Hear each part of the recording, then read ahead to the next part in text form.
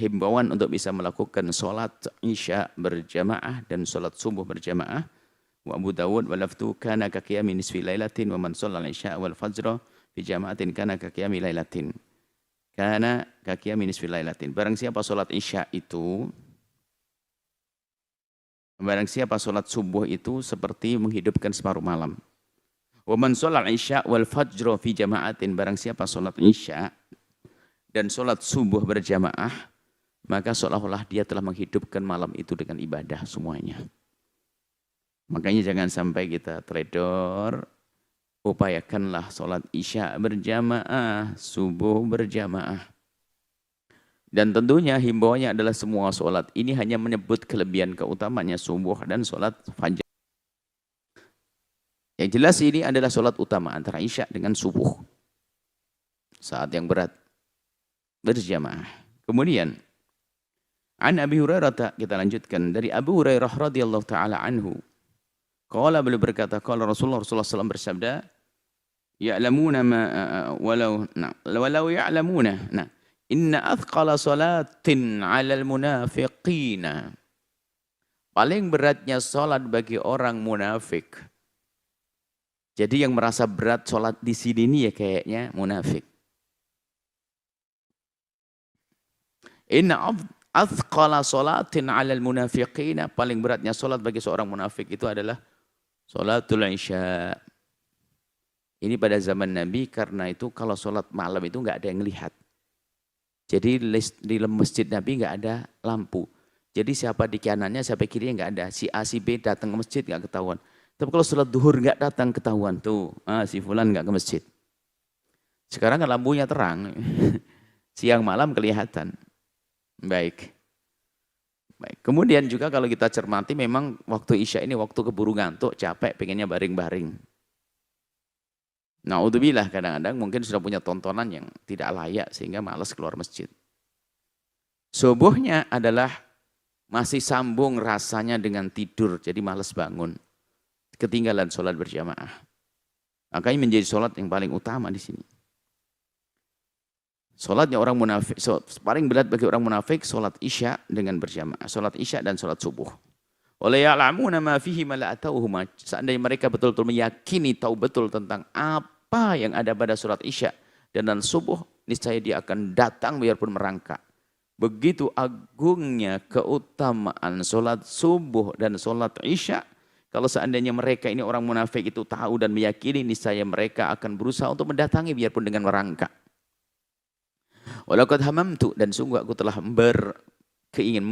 aku hampir an amura bis sholati, menyuruh salat, fatuqam, kemudian salat didirikan dengan berjamaah, tsumma amru rajulan fasalli bin nasi, kemudian aku menyuruh satu orang untuk jadi imam. Jadi Nabi pernah berkemauan mau setiap adzan dikumandangkan, Nabi menyuruh satu orang jadi imam, yang lain salat berjamaah.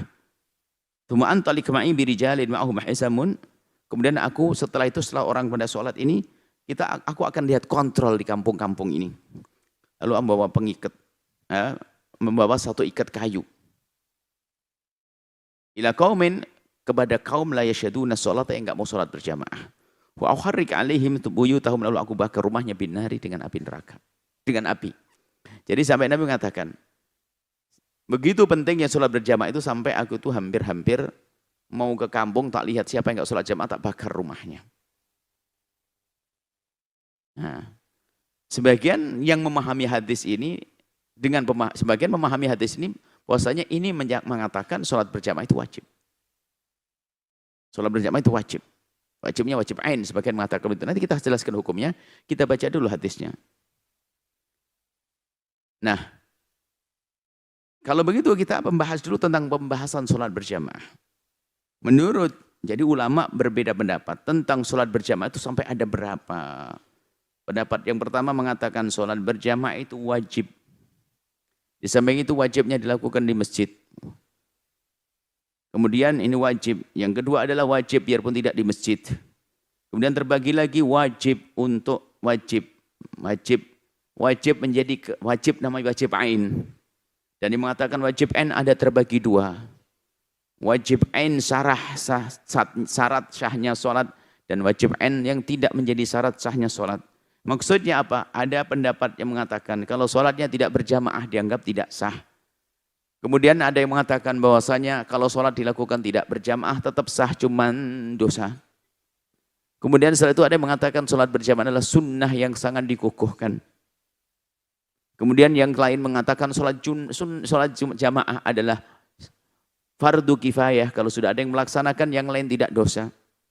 Ini banyak pendapat tentang sholat berjamaah. Di antaranya ada yang paling tinggi kita letakkan wajib. Bahkan mengatakan wajibnya di masjid. Bagi laki-laki, kecuali perempuan tidak. Dan ternyata di situ memang di sana adalah seseorang mengambil hadis sesuai dengan apa yang ia dapat, yang ia fahami. Kemudian beliau istinbat, istihad, sehingga menghasilkan hukum seperti itu. Nah, kemudian di dalam madhab kita Imam Syafi'i mengatakan, seperti kata Imam Nawawi, bahasanya sholat berjamaah adalah fardu kifayah. Ada dua pendapat yang besar dalam madhab Imam Syafi'i, sholat berjamaah adalah fardu kifayah. Artinya kalau sudah ada yang melakukan sholat sebagian di masjid, sebagian memang tidak wajib melakukannya. Cuman yang jelas dia kehilangan pahala 27 derajat. Kalau memang orang rindu kemuliaan, tentu dia akan berbondong-bondong. Yang kedua adalah sunnah muakkadah yang sangat dikukuhkan. Sunnah muakkadah, sunnah yang sangat dikukuhkan. Inilah efek daripada pemahaman ini, padahal pemahaman ini kan sudah cukup untuk memotivasi kita untuk beribadah. Karena apa? Fardu kifayah. Sunnah muakkadah. Sunnah yang sangat dikukuhkan. Jadi orang-orang yang perindu Allah itu, kalau membaca sunnah bagaimana? Ayo jangan tinggalkan ini. Kenapa? Ini adalah sunnah. Menghargai betul sunnah. Tapi hari ini orang sudah mulai belajar ilmu tuh ngentengin, kan cuman sunnah. Ini kan beda. Orang dulu mengagungkan sunnah, kita meremehkan sunnah. Sehingga sholat jamaah menjadi ogah-ogahan. Bahkan mungkin orang punya ilmu. Seorang pembimbing, seorang ini, Masya Allah, tidak melakukan sholat berjamaah. Aneh. Apakah harus dikasih madhab Imam Ahmad bin Hanbal yang mengatakan sholat berjamaah wajib? Agar dia rajin, karena ada suri toladan. Suri toladan seorang ayah terhadap anak-anaknya. Seorang guru kepada muridnya. Nah, ini adalah masalah ketulusan kepada Allah. Bahkan sebagian ukurannya di sini. Ketulusan seorang pembimbing, seorang guru, seorang ini. Karena dengan sholat berjamaah, termasuk hikmah sholat berjamaah sendiri, biarpun bukan di kalangan santri dan sebagainya, hikmahnya adalah untuk bisa bertemu hati, mungkin bisa berkomunikasi, saling kenal setelah sholat kan, selesai sholat, bisa saling bertemu dan ngobrol dan sebagainya. Nah, maka di dalam urusan misalnya dunia pesantren, seorang guru, seorang ustadz, ini adalah kesempatan untuk saling sambil melihat santri-santrinya, melihat anak-anaknya, anak santrinya, melihat perkembangannya, melihat keadaan mereka. Di saat melakukan sholat, setelah sholat. Bahkan setelah sholat sendiri pun disunnahkan seorang imam menghadap ke jamaah. Biarpun menghadapnya tidak sempurna, menjadikan kiblat di kirinya, jamaah di kanannya sehingga melihat. Sehingga ada sahabat Nabi itu pengen di tempat yang di belakang Nabi agak sedikit ke kanan. Kenapa? Setelah habis sholat langsung Nabi menghadap ke wajahnya. Jadi disunnahkan bagi imam, kalau habis sholat berjamaah, jadi makmum, jadi imam, itu tolonglah jangan ditinggal makmum menghadap ke kiblat terus sampai doa. Ini menunjukkan memang imamnya kurang ngaji, hanya lulusan dia lomba adzan itu kayaknya itu. Nah, itu harus ada fikihnya sedikit lah.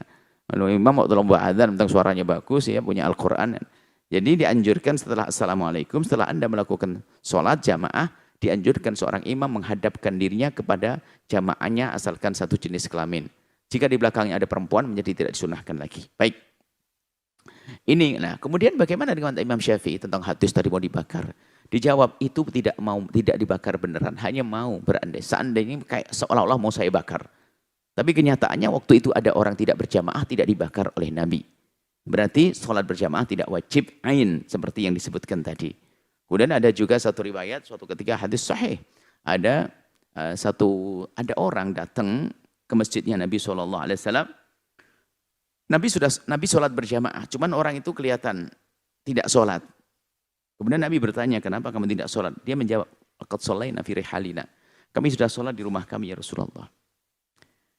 Karena sudah sholat ya Nabi memberikan berita kebaikan saja.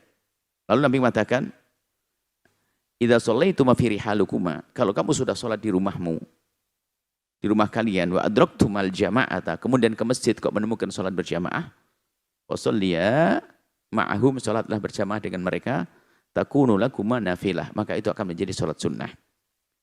Kalau sholat berjamaah wajib, maka niscaya Nabi langsung memerintahkan jamaah, sholat sendiri enggak dianggap. Tapi itu pun tidak dilakukan Nabi.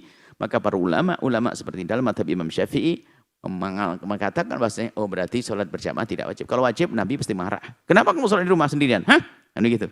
Tapi ternyata Nabi tidak hanya menghimbau, kalau kamu mau mengulang sholat dengan berjamaah, maka bagimu nafilah. Dan ini juga dasar hukumnya mengulang sholat dengan berjamaah, khususnya untuk menolong orang. Jadi jangan sholat. Anda ingin sholat sendiri di rumah. Ketemu di masjid sholat berjamaah, Anda sholat dengan mereka. Nah, ini keutamaan bagi Anda. Kemudian satu hadis lagi, fa ayyuma rajulin adrakathu as-salatu, siapapun yang menemukan sholat, waktu sholat, shalla, maka hendaknya dia sholat haitsu kana, dimanapun. Artinya, biarpun tidak berjamaah dan sebagainya, jangan sampai tidak melakukan sholat. Tapi kami kembalikan kepada pembahasan yang pertama bahwa sholat berjamaah adalah sangat penting, pahalanya berlipat-lipat. Jangan sampai kita tidak rindu melakukan sholat berjamaah. Ini urusan-urusan hati, urusan iman, urusan kerinduan kepada Allah Subhanahu wa Ta'ala. Hadis berikutnya. Jadi, madhab kita adalah madhab Imam Syafi'i mengatakan sholat berjamaah adalah sunnah, fardu kifayah. Yang kedua adalah sunnah yang sangat dikukuhkan. Kalau menurut madhab Imam Ahmad bin Hanbal, maka wajib sholat berjamaah. Biarpun wajib nanti ada rinciannya. Baik, yang ke hadis selanjutnya 113. Wa'an Abi Darda, dari Abi Darda radhiyallahu ta'ala anhu.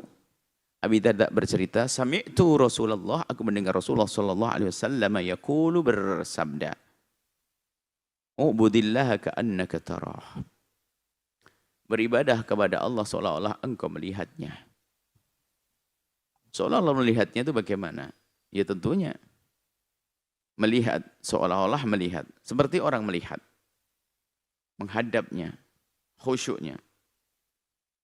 Dan tentu kita tidak akan bisa melihat Allah di dunia. Cuman seolah-olah kan. Ya kan? Itu kalau dengan Allah. Sebetulnya dengan yang lainnya, menggambarkannya begini. Ente kalau sudah seolah-olah, siapa yang paling ditakuti itu?